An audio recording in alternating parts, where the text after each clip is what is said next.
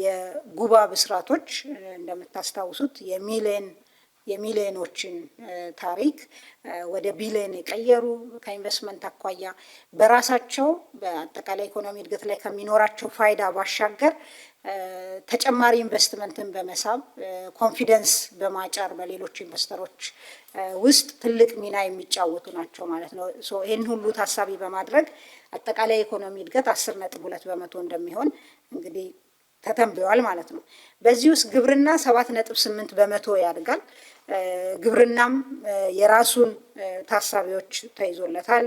የመስኖ የሜካናይዜሽን እና ኮሜርሻላይዜሽን ስራዎች እንደሚስፋፉ በዚህ ውስጥ አጠቃላይ የሪፎርም ስራዎችን በግብርና ውስጥ በርካታ ሪፎርሙን መሰረት ተደርገው የወጡ ህጎች አዳዲስ ህጎች አሉ። እነዚህ ህጎች ወደ ስራ ገብተው ውጤት የሚያመጡበትም አመት እንደሆኑ ታሳቢ ተደርጓል። አዳዲስ የመስኖ ፕሮጀክቶች ወደ ስራ እየገቡ ነው።